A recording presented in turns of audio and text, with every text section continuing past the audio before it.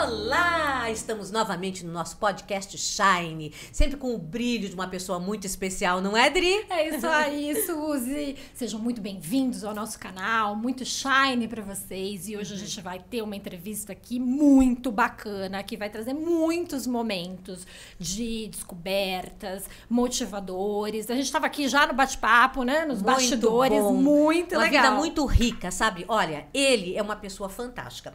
Ele é advogado, ele é empresário, ele é corretor também de seguros e importador de vinhos da minha santa terrinha. Estamos com o nosso querido Luiz Mirante. Obrigada por ter vindo, querido. Muito obrigada. É um prazer estar com vocês, meninas. De verdade, quero dividir com todo o pessoal um pouquinho da história. Não sei se rica, mas pelo menos com muitos detalhes e aprendizado. Com certeza. Inspiradora. E nós queremos saber lá da tua infância, né? Porque você é filho de armênio com uma linda espanhola, não é verdade? Me conta a respeito disso. Eu adoro essa mistura de raças e essa história de que vieram num barco. Ah, mas ele tem que contar. Me conte. É verdade, é verdade. Minha mãe é uma espanhola, sangue quente. Eu falo que faca na ponta dos dentes, né? Meu pai um armênio, e dessa mistura saiu esse vira-lata aqui. Na verdade, metade armênio, metade espanhol. Eu fui criado praticamente pela minha mãe. Sim. E eu sou fã das mulheres, de verdade. Eu falo que, na verdade, se não fossem vocês, a gente nem nascia.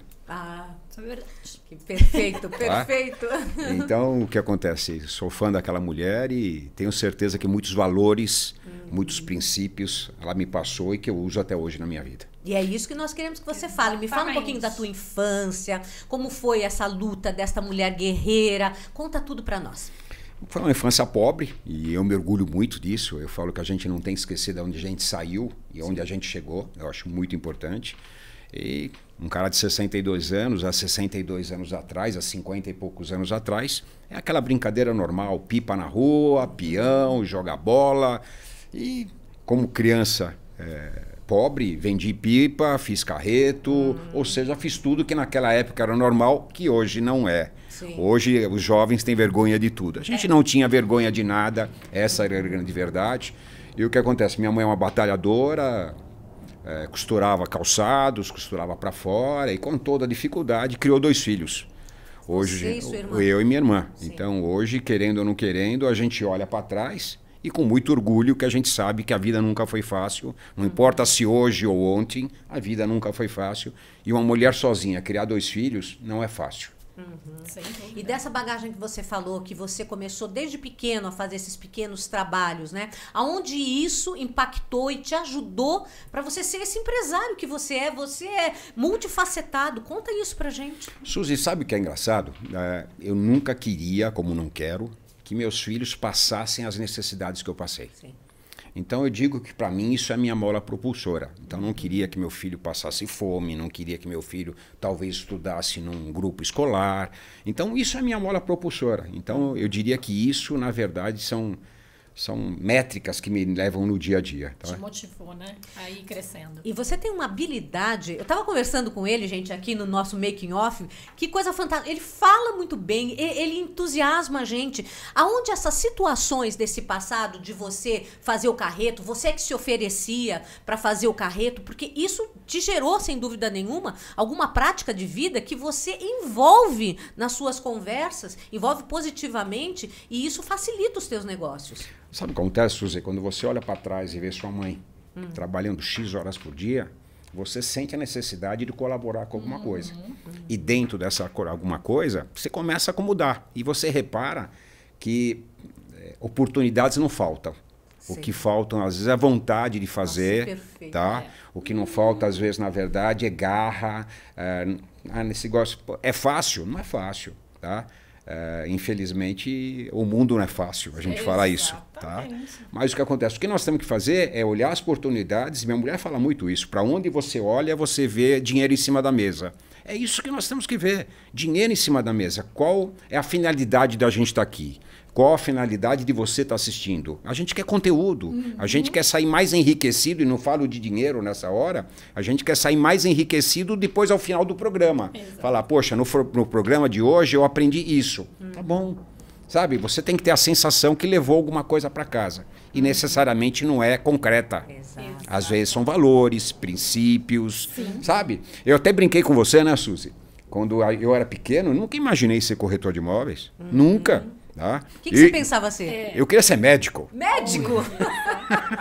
Não, eu até brinco, né? Quando pequeno, se você falasse aquela época, hoje mudou bastante, mas se você falasse aquela época, quero ser corretor de imóveis, ia tomar um cascudo na cabeça. Porque naquela época era normal tomar cascudo também. Hoje não pode, certo? Então o que acontece? Você, né, quando naquela época, você queria ser médico, advogado, engenheiro, eram essas profissões. Tradicionais. Tradicionais, tá? E como é que você foi para a área da corretagem? O que te levou? Foi acidente de percurso, Suzy. Conte. Literalmente. Eu fazia análise de sistemas. Tá? Totalmente diferente. Totalmente diferente. Bom, primeiro, por que você não foi fazer medicina e foi fazer análise de sistema? Exato. Tá? Como toda criança humilde, tá? E eu acho que na época de vocês também não era muito diferente, eu tinha que ter curso de datilografia. Perfeito, eu também fiz. Curso de datilografia e tinha que ter faculdade, tá? E tinha que ter a casa própria, que o arroz e feijão nunca vai faltar. Algumas máximas daquela época. Sim. E, resultado, fui prestar vestibular, prestei vestibular para medicina em tudo que foi lugar, PUC de Santos, PUC de Campinas, e tomei pau. Não é fácil você entrar numa faculdade pública e não é... Bom, tá voltando para casa, passei na frente da FATEC, perto da rota ali, tá? Inscrição para curso vestibular. FATEC é uma faculdade de tecnologia. Aí entrei na faculdade, falei, não posso chegar em casa e falar que não entrei em faculdade nenhuma. Cheguei lá, técnico de hidráulica, técnico de edificação, técnico disso, técnico de edificação, analista de sistema. Falei, analista de sistema. Análise de sistema. Fui pro vestibular. Que tinha tudo a ver, né? Nada, né? Mas o que tinha ali era melhor. Era melhor. Eu me lembro que no primeiro ano, Suzy e Adriana, foi o primeiro vestibular que caiu redação. Eu olhei na minha classe, vamos imaginar assim, só tinha oriental. Tá? Como é que eu entrei? Com a redação. Que oriental, naquela época, não estava preparado para fazer redação. E eu nunca me esqueço do tema. Qual que era? Descreva um clips para uma pessoa que nunca viu um clips e lendo sua redação ele tem que entender o que é um clips. Meu Deus, que desafio! É desafiador. O resultado, entrei na faculdade graças à redação do clips. E aí comecei a fazer análise de sistema na FATEC. E aí uma certa hora comecei a fazer estágio. E aí eu trabalhava X horas e descansava X horas. Um amigo falou, vem trabalhar de corretor. Você é louco, nego. Eu vou fazer análise de sistema. Vem trabalhar de corretor, meu. Você fala bem, você é bom papo. Vem trabalhar de corretor. Tá bom, vem trabalhar de corretor. Me apaixonei. Olha, você tinha quantos anos? Tinha 20 anos. Tá. Me apaixonei. Por quê? Um analista de sistema, ele trabalha numa sala gelada, na frente de um computador, conversando com... Hoje se fala algoritmos, naquela época nem algoritmos. Um monte de programas. Você vai para a corretagem, cada cliente é uma vida, cada cliente é um sonho, cada cliente... Sabe? Me apaixonei. Resultado, nunca mais trabalhei análise de sistema. Vim para a corretagem e fiquei. Aí eu fiz a segunda faculdade, Direito. Mas por que você fez Direito? Você queria ser advogado? Não. Porque eu achei que, na verdade, a advocacia crescia na corretagem. Perfeito. Numa tratativa, num fechamento, em análise de documentação. Porra, eu sou um advogado, o meu cliente vai se sentir mais confortável. Claro. Então, acabei fazendo outra faculdade agora por causa da corretagem. Que interessante. É legal. Nossa. Mas você começou a trabalhar com quantos anos? Não na corretagem em si. Trabalho. 16, 17 anos. Eu tinha o primeiro emprego, eu fui auxiliar de escrevente de cartório. Olha. E como é que você chegou até lá? Foi um amigo nosso me arrumou um emprego. Na época, o pessoal que está assistindo vai até achar engraçado, na época o livro ainda passava numa gelatina. Gelatina? Era uma gelatina, era literalmente. O que acontece? Ó, é muito engraçado. Você imagina um papel A4 que eles datilografavam a escritura com papel carbono azul ao contrário. Então, conforme tirava, ficava um carimbo. Certo. Essa folha passava numa gelatina e aí o carimbo vinha para cá. E aí você pegava o livro numerado, que não podia ter erro, e punha a folha e passava por cima. Então eu era o garoto da gelatina. Olha. Eu não sabia da história da Também gelatina. não. Você sabia? Não, ninguém, né? Não, mas isso é coisa... Técnico. Tem alguns que estão assistindo que vão lembrar disso. Era a época da... Ai, gente, gelatina no cartório, né? É, E você reconhecimento de assinatura, aquele papelzinho ainda que a pessoa olhava no papel Pra para ver ver se a se assinatura era você. Cara crachá. É, cara crachá, cara crachá. Não, que incrível. E tá vendo? Essas coisas, assim, não especificamente você já foi para a profissão que você queria, mas estar trabalhando já te deu a oportunidade de mostrar o teu trabalho, ter mais conhecimento, não é? E aí até o teu colega te oferecer essa oportunidade de trabalho. Mas é engraçado, eu falo que a vida da gente leva a gente a isso, é que só questão de ter um olho mais vencedor. Tá. Poxa, um garoto de 16 anos foi trabalhar no cartório. Se você pensar... Já estava prevendo que lá na frente eu ia trabalhar com escritura, com documento, e eu não estava enxergando isso. É engraçado isso. Parece que a vida já tem um destino traçado e você que é teimoso. Hoje, olhando um pouco para trás, fala, poxa, você foi trabalhar no cartório, você nunca imaginou que ia ser advogado, nunca imaginou que você ia trabalhar com escrituras, que você ia ser corretor. É engraçado a vida da gente. E o que você fala agora, que você acabou de falar do olhar vencedor? Explica pra gente. Eu vou falar um pouquinho agora da minha profissão, Adriana. Estou na profissão já há 42 anos e eu já estou numa fase que eu falei até para a Suzy, que eu estou numa fase que eu estou tentando passar um pouco de ensinamentos para os jovens que estão chegando. O corretor de imóveis, ele só enxerga em cima da mesa a comissão. Tá? Então ele vê uma aproximação das partes e tirar uma comissão, quer seja de venda, quer seja de aluguel. Eu falo que em cima da mesa do corretor tem muito mais dinheiro do que só a comissão. Tá? E vamos imaginar, você pode apresentar uma arquiteta e ganhar comissão da apresentação. Você pode, na verdade, vender, entre aspas, um home act, pouca gente sabe o que é home act. Você pode vender um consórcio. Então, tem muito mais dinheiro em cima da mesa do que só a comissão propriamente dito. Sim. Então, o que eu falo, que você, quando olha para qualquer lugar, vocês na área de vocês, eles na área deles, tem que estar procurando oportunidades de negócios. Porque no caminho comum todo mundo anda. E no caminho comum não leva ao lugar que todo mundo já foi. Sim. Então, o que você tem que procurar, e eu sempre procuro isso, é como fazer negócios de um modo que ninguém está fazendo. Eu brinco muito, eu fui para Comandatuba, fiquei uma semana e achei um absurdo o preço que pagavam uma cerveja.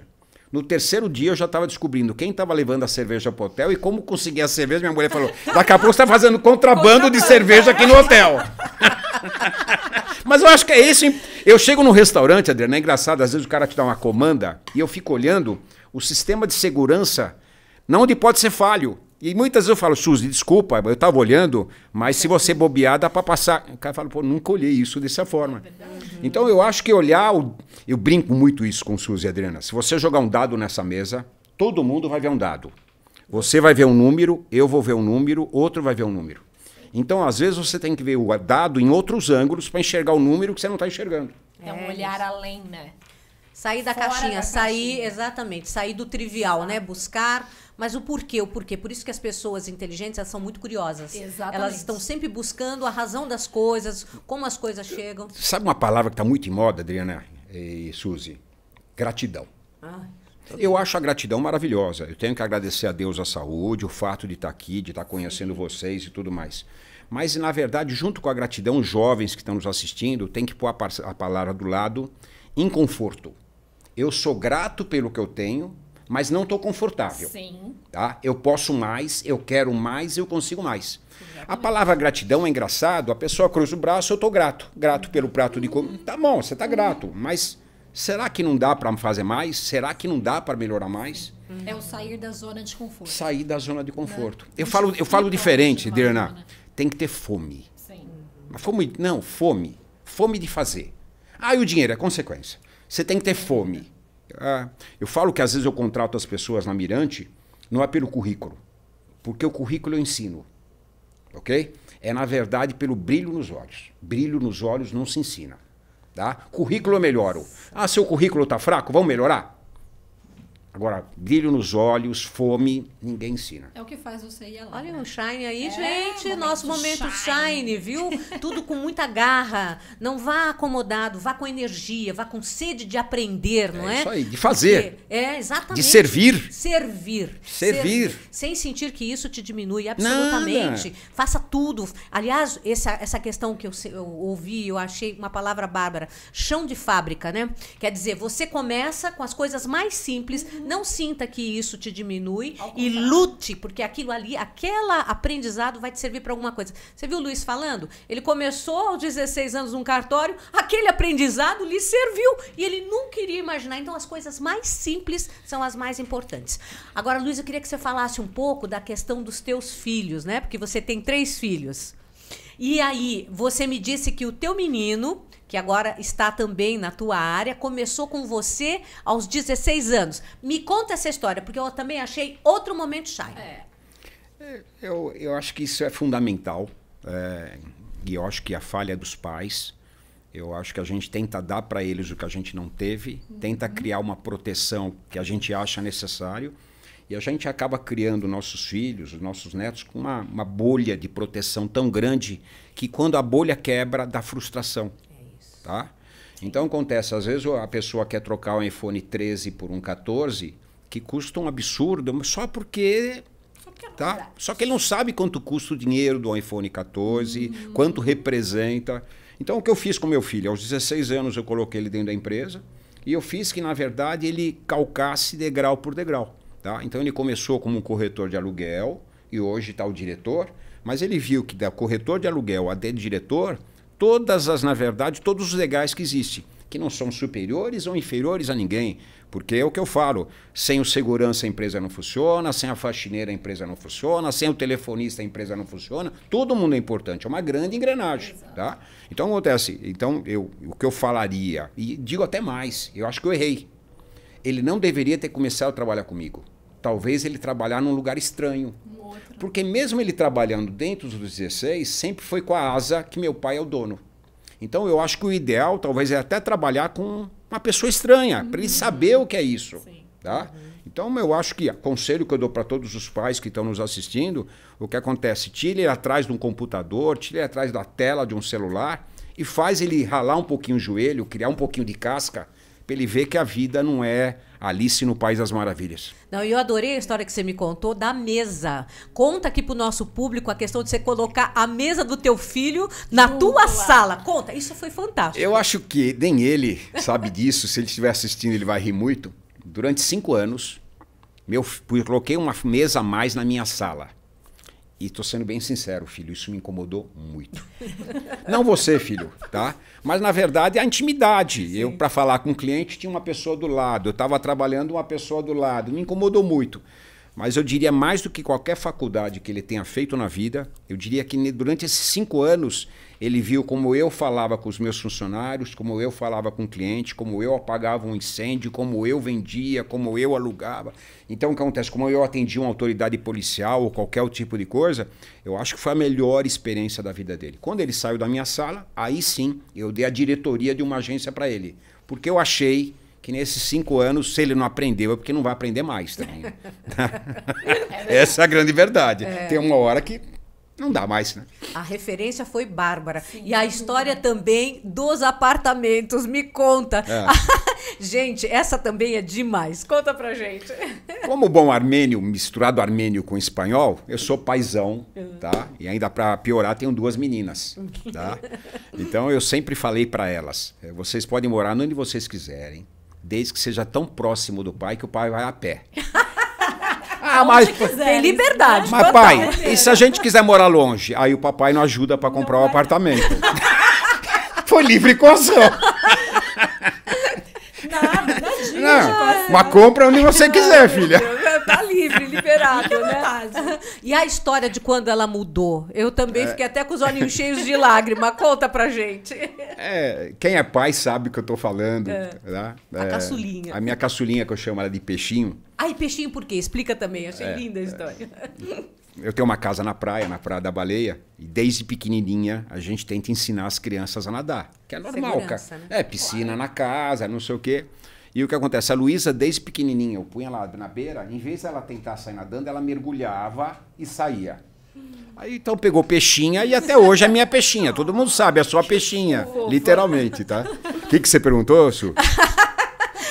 Quando ela saiu da tua casa, me conta isso. Foi até engraçado, né? A minha caçula é arquiteta, tem uma empresa dela, chama KB Arquitetura e Engenharia. E o que acontece? E aí comprei o apartamento e ela começou a mexer no apartamento e postar em rede social, Instagram, Facebook. Eu da minha, papai, isso aqui me dá like, isso aqui me dá aqui, isso aqui eu tô mostrando o meu trabalho. Ela fez o apartamento dela muito cara de arquiteto, sabe? Muita coisa em preto, sabe? É uma coisa que, pra mim, mas pra arquiteto jovem, é a cara deles. Final de semana eu tô na praia, minha mulher pegou e falou, bem, você viu isso aqui?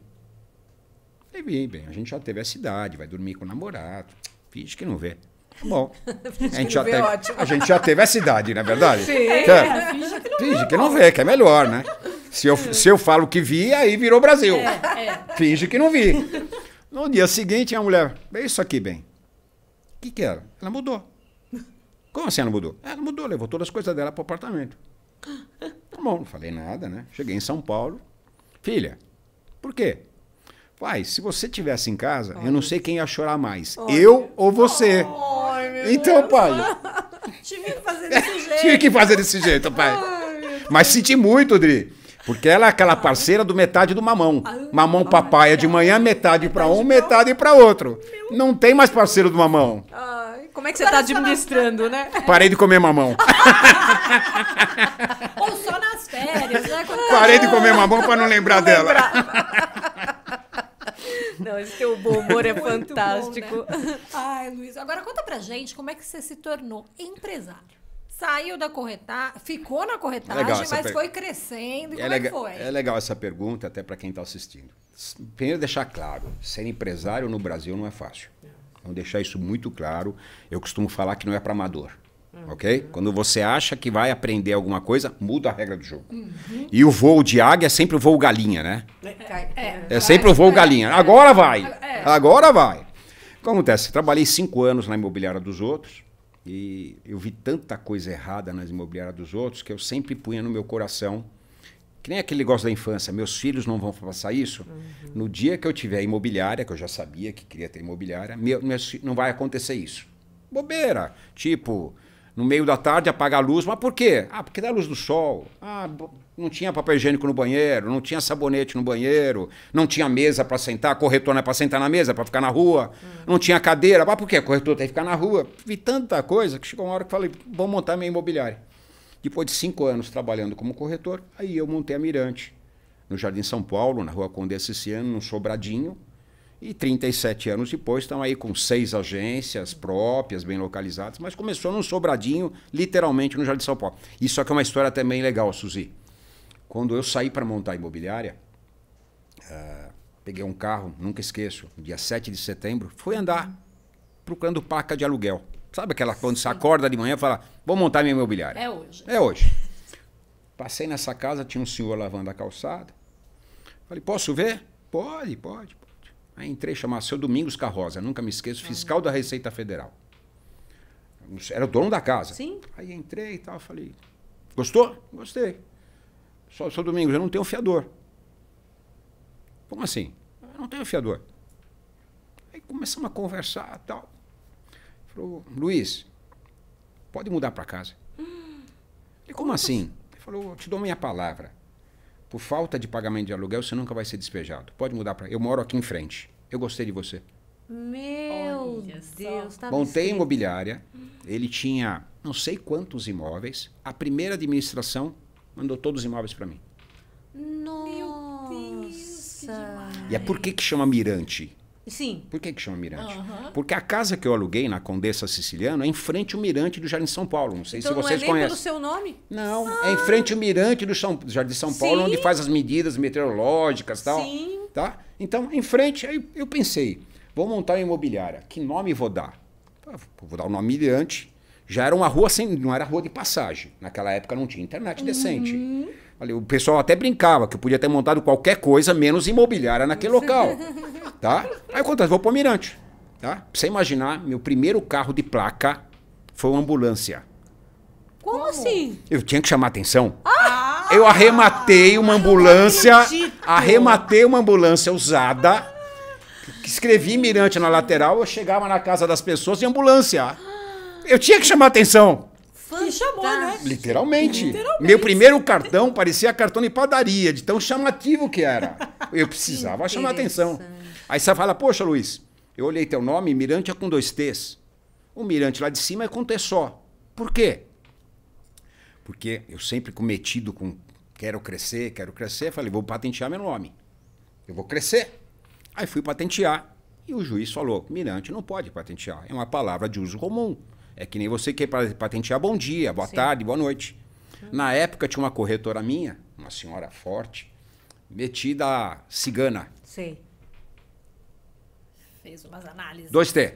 Oh. Meu advogado estava na frente. Com 2T. Ah, com 2T? Pô, 2T. Tá bom. Por que com 2T? Porque, na verdade, a somatória é 8. 8 é infinito. Você vai crescer muito, meu filho. Nunca mais vi essa mulher, foi embora. Eu quero encontrar com ela e agradecer. Porque Mirante com 2T com somatório de 8 e a previsão dela aconteceu. Hoje, 37 anos depois, somos a imobiliária mais forte da Zona Norte, quem sabe da cidade de São Paulo. Estamos na Flórida, estamos em Portugal. Eu acho que a previsão dela deu certo. Tenho que pagar essa consulta que foi gratuita. Com certeza. Olha que demais. Agora conta como é que você foi parar na Flórida e em Portugal. Olha só que crescimento. Uma coisa que é engraçada, Dirna, de novo, minha mania de fazer as coisas grandes. Quando eu montei a Mirante, eu não montei a imobiliária Mirante. Eu não montei Mirante Imóveis. Se você pegar a razão social da Mirante, é Mirante Soluções Imobiliárias. Soluções. Olha só, tá? Já tá fora da caixinha. Tá fora da caixinha. Eu não queria vender imóvel, eu queria ser soluções. Então, tanto é que hoje a Mirante, na gama dela, na área imobiliária, eu faço tudo, tá? Então, acontece, eu falo muito que no Brasil tem o efeito manada, eu costumo falar. O público vai para onde todo mundo vai. Então, se vocês lembrarem, teve a época de Campos Jordão, todo mundo foi para Campos. Sim. Teve a época da Riviera de São Lourenço, todo mundo, a época do Guarujá, a época que todo mundo queria ter barco. E teve uma época, depois da bolha imobiliária, que de bolha não teve nada, tá? Todo mundo queria ir para Miami. Nessa hora, eu fui para Miami também. Só que eu não queria ser mais um corretor entregando o panfleto na saída do aeroporto ou no restaurante. Então, a gente montou uma estrutura que a gente fazia de ponta a ponta. Eu cuidava de enviar o dinheiro, cuidava da cidadania, fazia contabilidade, abria empresa, fazia o financiamento, ou seja, eu brincava que ela garantia sou eu. É isso aí. Tá? Outra coisa que a gente fez de diferente. Todo mundo, quando vai para a Flórida, monta um escritório, monta uma parceria ou qualquer coisa, o banco de dados de todas as imobiliárias é único, ok? Então ganha metade da comissão quem captou a propriedade e metade da comissão quem tem o cliente. Normal. Fazendo contas, poxa, quer dizer, se eu vender um imóvel, de 6 caiu para 3, porque 3 eu paguei para... Aí o que acontece? Tem um corretor aqui na Flórida que vai atender o cliente. E tem um corretor do Brasil que mandou o cliente. Resultado, não vai sobrar nada para ninguém. Eu falei, não quero esse caminho, ok? Aí a gente inventou a roda. Nós somos nas construtoras e a gente se apresentou. Olha. Você vende no Brasil? Não, só quando o brasileiro vem aqui. Eu falei, então nós vamos inverter. Você vai para o Brasil. Como assim? Eu falei, Aí quando vendi o peixe, falei, Mirante, são tantos anos, eu tenho uma clientela de X, eu tenho network, tenho isso, tenho aquilo outro. O que eu queria? Que 3, 4 vezes por ano a gente fizesse eventos no Brasil. Então a gente vai escolher alguns empreendimentos, nós vamos para um local que eu tenho já pronto e nós vamos receber lá 100 pessoas. Nas 100 pessoas, a última coisa que a gente vai tentar fazer é bater a carteira. Então, nós vamos ensinar como é que vem para cá, nós vamos ensinar como funciona o imposto de renda, como funciona a sucessão, como funciona o EB5 e, no final, nós vamos ter corretores vendendo. Então, nós vamos ensinar ele como faz para comprar imóvel na Flórida e, no final, se ele quiser, ele compra imóvel. Numa única noite, nós vendemos 12 apartamentos. Meu Deus. Eles não acreditaram. Como é que o cara vai dar um cheque de $10 mil sem ter ido lá, alguns sem falar americano e... Eu falei, brincava, a garantia sou eu. O cara confia no Luiz. Assinando o contrato era a mesma coisa, o contrato todo em inglês. Luiz, eu não vou nem ler. Falei, fica tranquilo. A garantia era o Luiz. Resultado, deu certo. Aí inverteu o jogo. As construtoras começaram a me procurar, porque isso corre no mercado. Sim. Porra, chegou um brasileiro aqui, levou a gente para lá, deu certo. E aí começaram a me procurar. E aí foi nossa história durante muito tempo. Hoje já não é mais tanto, a bola da vez caiu um pouco, hoje é Portugal, tá? Mas durante muito período, a cada 4 meses, eu fazia Miami Open House. Era assim que chamava o evento, Miami Open House, tá? E continua lá, né? Firme e forte. Firme e forte, trabalhando. E aí foi para Portugal. Mesma coisa. Mesma coisa. Há 4 anos atrás, não sei de onde veio essa mania, o efeito manada, a gente não sabe quem começa, mas começa. Mas vai, né? todo mundo vai Todo atrás, mundo vai. quer ir para Portugal. Sim. Todo mundo quer ir para Portugal. Fiz a mesma coisa. Pô, vou repetir a história da Flórida. Vamos chegar em Portugal não sendo só um corretor, nós vamos chegar em Portugal de novo. Vamos cuidar da cidadania, abertura da empresa. E fizemos a história se repetir, só que agora com case de sucesso. Agora, quando eu fui para lá, Adriana e Suzy, nunca imaginei. Hoje eu pego o cliente na Flórida querendo comprar em Portugal, quero pegar o cliente em Portugal querendo comprar no Brasil por causa da força da moeda. Sim. Então o negócio que eu pensei que era só na ida, tá indo o triângulo, indo na volta. Olha só. É muito complexo o negócio. Ficou demais. E uma coisa interessantíssima que ele estava me contando é a formação que ele faz do pessoal. Você estava me dizendo que você ensina que o objetivo não é vender. Aí eu fiquei assim, como não é vender, né? Você tem uma... Me explica isso para o nosso público. Eu aposto muito, e eu falo isso para todo mundo que estiver assistindo isso, aposte em treinamento, aposte em educação, mas de todos. Tá? Pra você imaginar, na minha empresa, que hoje deve ter mais ou menos 500 pessoas no Brasil, eu faço mentoria desde o segurança até a telefonista. Ok? Todo mundo faz mentoria. Tá? Então, o que acontece? Aposta muito nisso, no treinamento, aposta na reciclagem, e é muito normal o corretor estar muito preocupado com a comissão dele. Isso eu achei Tá? incrível. Então, eu falo, eu até brinquei com a Suzy, que ninguém gosta que ninguém venda nada para ele. Você gosta de comprar. É verdade. É engraçado, ninguém gosta de vender. Quando eu falo vou te vender alguma coisa, tem a impressão que está tomando minha carteira. Agora, quando eu quero comprar alguma coisa, é que você viu o valor. Então, o que eu falo para os corretores? Não se preocupe em fazer a venda. Se preocupe, sim, com as pessoas que você está atendendo. Tá? Então, cada um que te procura, como se fosse um médico, tá? Ele traz um problema. Então, Adriana, por que você quer morar aqui? Adriana, por que isso? Por que aquilo outro? Identifica o problema, os sonhos, as dores e se preocupe em atender essas soluções. Isso eu achei tá? bárbaro. Na hora que você atende as soluções, o dinheiro você não está olhando para ele. Ele acontece.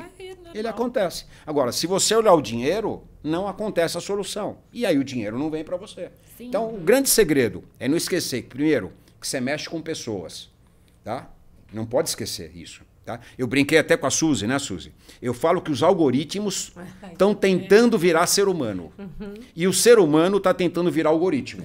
Tá? Então, o que a gente não pode esquecer é que a gente é ser humano, é isso que a gente procura. Até porque se você concorrer com o algoritmo, você perde. Sempre. Ok? Então, não vamos concorrer com eles. Tá? Vamos usar a tecnologia, mas não vamos se esquecer que é o olho no olho que faz a diferença. Claro, Nossa, relacionamento. e essa visão serve para tudo, gente. Exatamente. No sentido assim, procure quando você está com alguém, descobrir o que a pessoa precisa e ver como você pode auxiliá-la. Não importa a área. Exatamente. Não Exato. importa se é numa faxina, sabe? Se é para você cuidar da parte de saúde da pessoa, não importa o que você faça.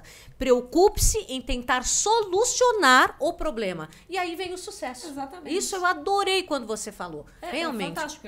É o conceito do seu negócio, né? Soluções. Mas Soluções, eu adorei. Que não é só para o negócio, Adriana, é eu acho pra que tem que vida, ser, né? eu acho que tem que ser de tudo, Adriana. As pessoas confundem preço com valor. Sim. São duas coisas totalmente diferentes. E a grande maioria do ser humano acha que é a mesma coisa, ok? Na verdade, o que acontece? Você só dá valor quando você consegue enxergar. Quando você não enxerga, é preço. Sim. Todo preço é caro. Todo valor é barato, ok? Eu costumo falar sempre, uma garrafa de água. Uma garrafa de água em qualquer supermercado custa R$1, R$1,50, ok? O que acontece? Se você comprar no meio do deserto por R$100, é barata. É verdade. Tá? Necessidade. Então por quê? Porque naquele minuto o valor dela é minha vida. Com certeza. Não é uma garrafa de água. Sem dúvida. Então o que acontece? Eu acho que você tem que começar a vender valores. Esquece o preço. Tá? Ah, é caro. Comparado com o quê? Com o quê? Exatamente. Ok? Sem dúvida. Tá? Então eu acho que é isso que o ser humano está errando na mão. É verdade. O que você observa da sua vida, assim, que você olha e fala assim, nossa, foi meu maior motivador? Quais foram os seus maiores motivadores de vida? Você fala, Adri, pontos da minha vida. agora eu vou ser pai coruja de novo. Primeiro olhar para trás e ver que você fez filhos pro bem. Graças a Deus. Tá? Filhos bons, que têm os seus valores, os seus princípios, que você vê nos detalhes que ele faz na casa dele o que a mãe ensinou. Sabe? Coloca a mesa como a mãe ensinou. Coisa que às vezes ele, mãe, larga a mão de bobeira. Hoje você vê se repetindo. Exato. Então, quando você olha para trás e você vê, que eu até brinco, é coisa de velho já, que eu morreria em paz, Porque, porra, os 3 filhos estão aí criados, sabe, profissionalmente se viram, financeiramente ganham, os valores já aprenderam. Putz, ô, Luiz, em 37 anos, putz, nesse ponto é o legado que eu deixo, Adriana, tá? É difícil uma imobiliária na zona norte de São Paulo que o dono da imobiliária não foi corretor meu. É difícil um executivo no mercado imobiliário que não passou na minha mão. Tanto é que no mercado imobiliário eles brincam que a Mirante é uma universidade de vendas. Que tá? bacana. Então, se você olhar hoje em rede social, Mirante, Luiz Mirante e tudo mais, você vai ver que eu me preocupo muito em todo dia passar pílulas de dicas de vendas. Tá? Porque, de novo, o jovem, e que agora a corretagem virou moda, eu falei, né? Sim, sim. Tem os corretores de alto padrão, virou moda. Sim. Mas, de novo, eles têm que se preocupar de sair de trás do celular e vir para a vida real. A vida real é muito diferente do celular. Sim. E a gente conversava, e até pegando esse gancho, da questão da pandemia, né? O que mudou de valores nessa sua área depois da pandemia? Que a gente estava falando aonde morar, né? O valor das coisas. Como é que ficou isso? Adriana, eu brinco que aquele que passou por esses 2 anos de pandemia e não mudou, alguma coisa está errada. Eu acho que todo mundo levou uma lição para casa. Quer seja aquele que perdeu um ente querido, quer seja o que perdeu o emprego, eu acho que todo mundo aprendeu uma lição. E eu acredito muito nisso, nada vem de graça. Eu acho que o grande arquiteto queria ensinar alguma coisa pra gente. Com certeza. Tá? Não foi de um modo muito sensível, dolorido, tudo bem, mas queria ensinar alguma coisa pra gente. No meu mercado imobiliário, também nada foi em vão. Tá? Eu falo que o homem vê o imóvel, ou via o imóvel, como um lugar para tomar banho e dormir. Tá? Ah, tem um chuveiro bom, uma cama boa, tá bom. Mudou. Ele viu que a casa é o porto seguro, a casa virou um home office, então mudou muitos valores. Outra coisa que ele viu, não precisa morar num lugar próximo da empresa, não precisa morar em Nova York, nós estamos falando, o cara na verdade pode morar na Flórida, sabe? Então o que acontece? Eu diria que mexeu o canalzinho ali o disjuntor, vamos pensar assim, Sim. mexeu no disjuntor, mexeu na cabeça das pessoas. Teve muita alteração nesse sentido, né? A gente viu São muita Paulo, interiorização, São né? Paulo, Portugal e Flórida. Exatamente. Em São Paulo, por exemplo, vamos falar Serra da Cantareira. Serra da Cantareira é um lugar maravilhoso para se morar, qualidade de ar, qualidade de vida, qualidade de água. E a gente brincava que é 2 alegrias do imóvel, quando compra e quando vende. Se você for hoje, eu tenho uma agência da Mirante na Serra. Se você for hoje, não tem casa para vender e não tem casa para aluguel. Olha só. Porque o cara está preocupado em ter qualidade de vida. Sem dúvida. Então, eu acho que mudou muito isso. Exatamente. Qual foi o pior momento da tua vida e o que mudou por você ter passado por essa situação? Sendo bastante sincero, quando deu fecha tudo, Nossa. eu olhei para trás, eu tenho um custo pesado, um custo operacional pesado. Te juro que em alguns minutos eu fiquei pensando que imóveis meus que eu ia vender para poder segurar a coisa. Eu tinha em mente uma coisa que consegui fazer, não despedi ninguém, Nossa. não mandei ninguém embora, Parabéns. mantive salários. Quer dizer, isso, obrigado Papai do Céu. E não precisei vender nenhum imóvel. Porque, de novo, a área imobiliária foi a área que mais aqueceu. Eu nunca ganhei tanto dinheiro como ganhei na época da pandemia. Mas muito, dobrou. Dobrou. Se eu fazia, sei lá, 100 vendas, fiz 200. Tá? Mas, poxa, mas por que, Luiz? Primeiro que pegou a Mirante num momento muito preparada. Tá? Então, eu já tinha na nuvem todos os arquivos. Nos celulares, nos computadores, os corretores já tinham acesso a tudo. Eu tinha já uma coisa que pouca gente usava, que era assinatura digital remota. Eu já tinha. Ai, que demais. Eu tinha um banco de dados de mais de 20 mil imóveis com tour virtual e drone. Eu tinha 75 mil imóveis com fotografias de qualidade. Então, o que acontece? Eu não vou falar que eu estava preparado para a pandemia, Lógico que não. mas o fato de eu ter uma cabeça na Flórida me fazia, na verdade, pensar como um americano. Sim. Então, eu tinha uma empresa no Brasil com a cara do americano, por causa do povo de lá também. Sim. Então, eu senti muito pouco. Tá? E aí, o que nós fizemos? Quando passou aquela poeira que assentou um pouquinho, nós voltamos e aí começamos a trabalhar escritórios fechados, cada um numa sala, dispensamos segurança, porque ficava trancado, faxineira, porque vinham de ônibus. Todo mundo que vinha de ônibus a gente não precisa vir, todo mundo que vem carro pode vir. E, graças a Deus, passamos aí. Eu diria que nós perdemos uns 2 corretores. Poxa, Deus. Não Bom. sei.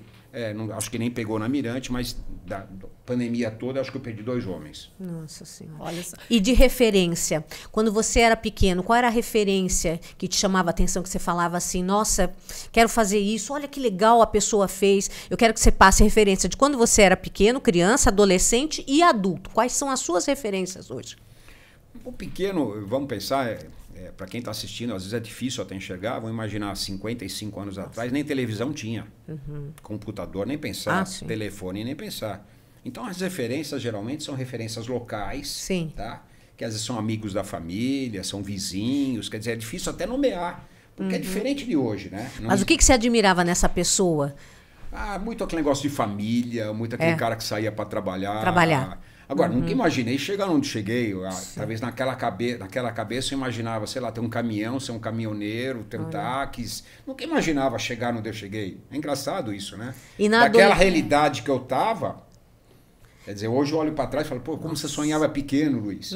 Mas é compatível era à época, universo, né? Exatamente. Mas a gente vai crescendo, né? A gente vai evoluindo e esse é o processo. E na adolescência, quem te chamava a atenção? A adolescência assim? já mudou bastante, né? Porque aí, querendo ou não querendo, você já vai para uma escola, você vai para uma faculdade, fui trabalhar no cartório, o maior, Bambambam era o chefe do cartório, o oficial maior. Aí você começa no cartório, você tem contato com muita gente, aí você começa todos os valores, juízes, advogados, aí tua cabeça começa a mudar. Eu acredito muito, acho que vocês também acreditam, que a gente é muito resultado do meio. Eu acredito muito nisso, tá? Não é aquele negócio, 5 pessoas mais próximas. Não, mas nada disso. Eu acho que, na verdade, você é resultado do meio. Tá? Sim, você recebe essa influência a todo momento, com certeza. Sabe? Então, eu acho que isso afetou muito minha infância, afetou muito minha adolescência. E agora, atualmente, tem pessoas assim que você admira e que você pega alguma coisa que você achou que foi interessante? Eu depois de adulto, vamos pensar assim, né, Suzy? Eu abri, na verdade, um leque. Eu vou desde mentoria até palestra, até corretor, advogado. Então, em todas as áreas, na área de direito, por exemplo, eu adoro a família Durso, não sei se vocês conhecem. Muitíssimo! É um querido! Então, eu sou amigo de toda a família Durso, do Durso velho, do Durso menina, do Durso meninos, gosto muito da família Durso. Sei lá, eu acho que, de acordo com o que eu olho, por exemplo, na área de mentoria, tem um Guilherme Machado, tem um Paulo Angelim, tem uma agência de publicidade maravilhosa que é a Cúpula. Então, tem vários ângulos, você consegue ver pessoas, você fala, isso aqui eu gostei dessa pessoa, isso aqui eu gostei dessa... Nada que você queira copiar aquela pessoa. Mas tem uma referência, aquela pessoa, eu gosto disso. E também tem os erros também, por exemplo, sei lá, eu adoro charuto. Então, por exemplo, eu adoro charuto. Então, acontece, comecei a ver charuto, comecei a estudar charuto, gosto de vinho, comecei a importar vinho. Você vai contar da minha terra. Opa, me diga lá, de Porto. Como é que foi essa história de importar vinho? Gente, eu amei. Conta. Lembra que eu falei que nós temos que olhar dinheiro em cima da mesa? Sim. Sei. Ok. Então, acontece, comecei a visitar as vinícolas e eu vi que aquele vinho que você pagava aqui R$100, R$200, lá custava €1, €2, €3. Na vinícola. No supermercado custava €5, €6. E no restaurante custava €10. Sim. E por que não levar para lá? Tá? E que era bom, né? Não, não, é bom. É bom. E às vezes você acha que é barato, não é bom, Não, né? A região Aquela questão do valor. A região do qualidade. Douro, para quem está nos escutando, estuda um pouquinho, vai no YouTube, que tem tudo lá. Na região do Douro tem os melhores vinhos do mundo. São regiões controladas, são DOC. Não sei se vocês sabem, para quem está assistindo é bom saber. A uva, quanto mais ela sofre para puxar a água, melhor é a uva. A região do Douro é xisto, é granito, é mármore. Ela busca água a 10, 12 metros de profundidade. Jesus! E não pode irrigar. Então, acontece, dão poucas uvas, mas de tremenda qualidade. Tá? Então, acontece, qualquer vinho da região do Douro pode comprar de olhos fechados. Aí eu comecei a pegar vinhos lá a €1,30, €1,40, e importava para o Brasil. Mesmo com a taxa de importação, com seguro, com distribuição, não sei o quê, era um vinho que a gente vendia por R$50. Nossa, queremos A comprar. metade do Olha lá. valor. Vamos lá, vamos Então comprar. a gente conseguiu trazer, eu mando para vocês. Vou mandar uma caixinha para cada uma. Eu consegui, na verdade, trazer vinho de qualidade a preço acessível. Pois é. Aí, poxa, Luiz, é fácil de tocar? Não. Qual é a parte mais difícil? O ser humano. Eu falo que não vai faltar petróleo, não vai nada, vai faltar ser humano com vontade de fazer. Exatamente. Tá? Então acontece. Por quê? Porque aí começa a ter vendedor, que aí começa a ter distribuição, que aí começa a complicar. Mas você encontra, né, isso na sua vida, em todos os momentos você vai falando, você Muito. Né, você vai tendo mais motivações, Adriana, mesmo que sejam em ramos diferentes, né? Hoje, na altura que eu tô, eu tenho vontade de fazer ainda. Eu tenho dinheiro para fazer, tenho expertise para fazer e tenho tudo para fazer. O que falta? Ser humano. Olha isso. Vamos montar a 7ª agência? Montar a agência é fácil. É tijolo, móveis. Sim. Agora, e o recheio? Quem vai estar lá, né? Ser humano. O que você acha que está faltando para você realizar na vida? Você acha que tem alguma coisa que você fala, eu ainda quero ir chegar lá? Eu acho que eu estou numa fase já, Adriana, e estou tentando puxar o breque de mão. Minha mulher me faz muito vir para a terra. Minha mulher me faz muito vir para a terra. Eu chego para minha mulher e falo, bem, por exemplo, hoje eu mexo com consórcio, eu mexo com seguro, mexo com administração de imóveis, mexo... Aí eu falo para minha mulher, bem, eu estava pensando em criar uma plataforma de ensino. Para quê? Olha. Quantos anos você está? Olha. Quantos anos vai demorar para te dar dinheiro? E não sei o quê. 3 anos, 5 anos. 3 anos, 5 anos, você vai estar com 65, 67. Para que você quer mais dinheiro? Fala, tá bom, acabou. Não faço mais. Então, minha mulher me puxa um pouquinho para a terra. Tá? Mas o que acontece? Né? O que eu quero, na verdade, é agora passar o comando para o meu filho, se tudo der certo, e se Deus quiser, devagarzinho, construir imóveis em Portugal para renda. Airbnb, esse é meu caminho. Agora, você está falando de ser humano, né? Que eu concordo plenamente com ele. A dificuldade que todos nós temos é na qualificação do ser humano. E quando eu falo qualificação, não é só a técnica, não. É a base. Aquele valor de ter sangue nos olhos, falar, vou trabalhar, vou fazer, vou me submeter a fazer coisas simples. Porque muitas vezes a gente vê que o jovem, ele fala, eu não estudei para isso, eu não vou fazer tal coisa, como se aquilo fosse denegrir. Sabe o que eu vejo de problema hoje em dia, Suzy? A quantidade de informações que os jovens recebem é absurda. Sim. Hoje, com o celular, você recebe, mas ninguém vai fundo. É superficial. Mal e mal a gente lê, na verdade, o título da matéria. Tá? E aí cresce fake news, e aí cresce tudo. Eu brinco muito que essa geração nova é a geração miojo. Tá? Eles querem fazer tudo em 3 minutos. Tá? Eu pego o corretor lá, 2, 3 meses, vou embora. Porque eu não estou ganhando dinheiro. Meu irmão... meu sucesso da noite pro dia demorou 37 anos. Simples assim. Sim. Você acha que em 4... Não faz nem uma criança, quanto mais uma carreira de sucesso. Então, eu acho que o jovem de hoje, de novo, educação dos pais, nós temos que mostrar para eles que, na verdade, o que acontece? Tem que ralar o joelho. Sabe? Não há nada acontece.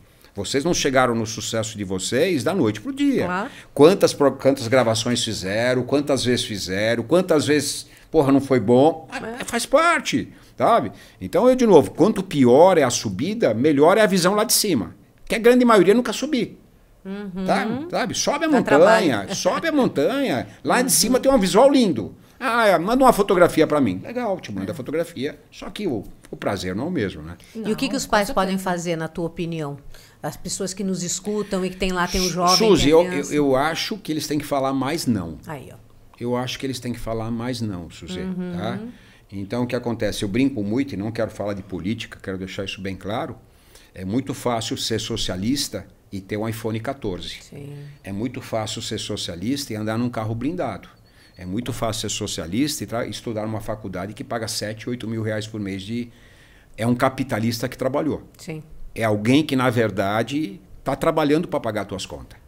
Quero ser socialista? Legal. Joga o celular fora, anda de ônibus, come quentinha, estuda numa universidade pública. Aí eu falo, você pode discutir alguma coisa. Então, a juventude está discutindo muita coisa que não sabe o que está discutindo. E eles não escutam não, Suzy. Eles não sabem escutar não. E por que o pai não fala não? Para não aguentar uma cara feia, para não aguentar um bico, para poder trazer a criança para perto dele. E quanto mais ele estraga. Porque quanto mais ele entra nesse jogo, nesse círculo vicioso, mais ele estraga o filho. E aí você vê um monte de crianças entre aspas, adolescente, se matando, se drogando, droga pesada ou droga leve. Quer dizer, a culpa é dos pais. Tá? Simples assim. Então, de novo, não é porque você não teve que você tem que dar. Eu acho que você tem que mostrar valores. Você pega uma menina hoje de 14, 15, 16 anos...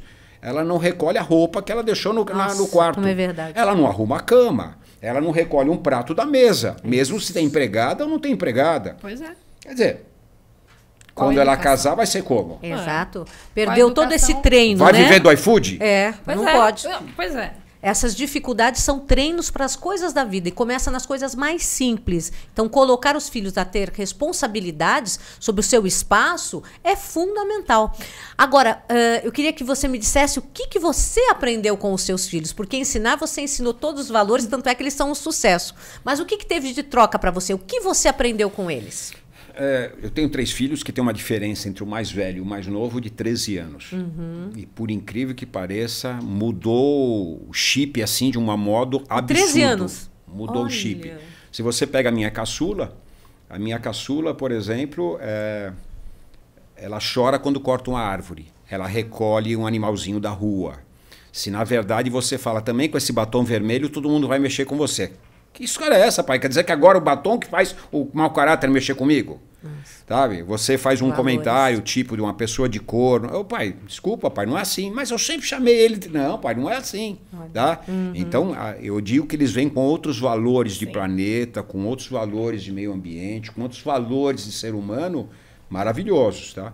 E o que eles me provocam o tempo todo são reflexões. Ótimo. Porque é engraçado, né? Por exemplo, a minha filha do meio, a Thaís, tem hora que ela me irrita muito, mas ela sou eu. Ela sou eu. Toda vez que ela me irrita, fala, ela é você. Igual.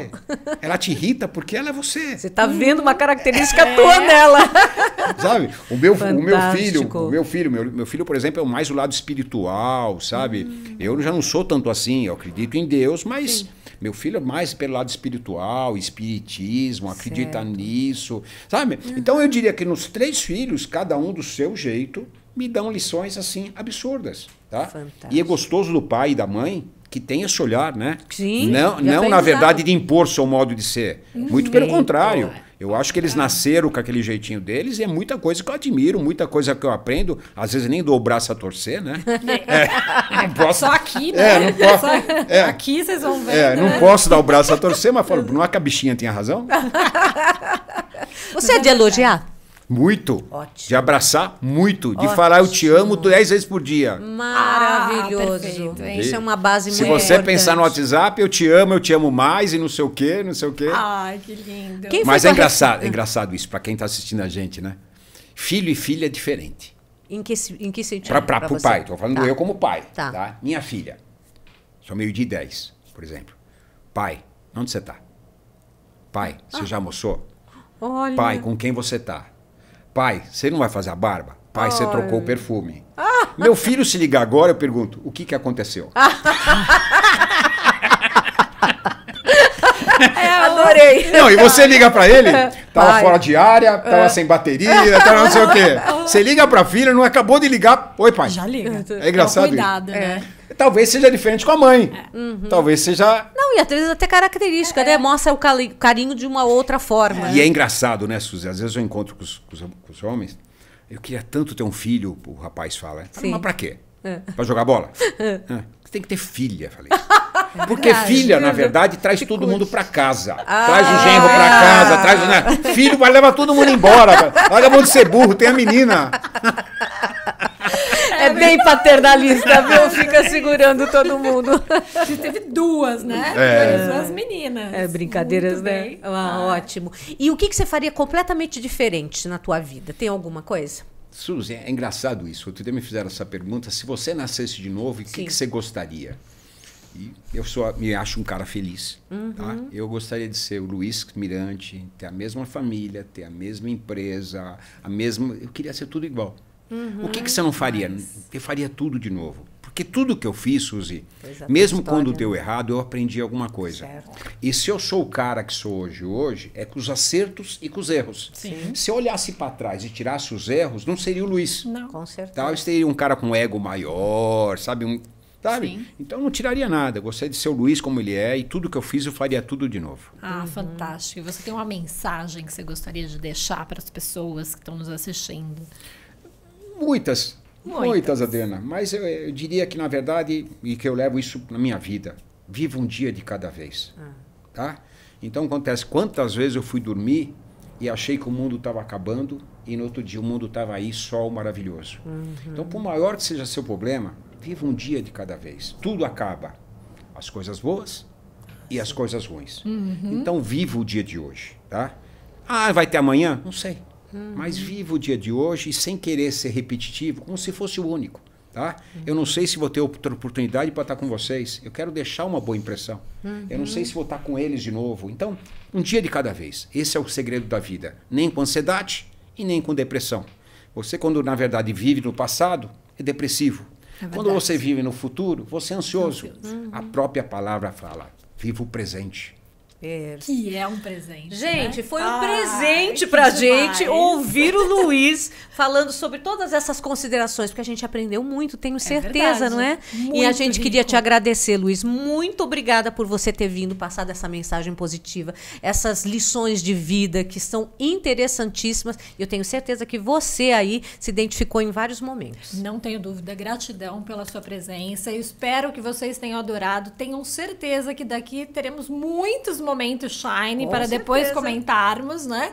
Fiquem conosco, curtam, compartilhem, se inscrevam no nosso canal, não esqueçam. É nada de ficar acomodado não, viu? Viu o que o Luiz falou. Vamos sair da zona de Temos a conforto. gratidão, mas temos que nos mexer. Então clica aí e fique conosco, viu? É isso aí, gente. Até a próxima. Um beijo. Tchau, Obrigada. tchau. Obrigada, Luiz.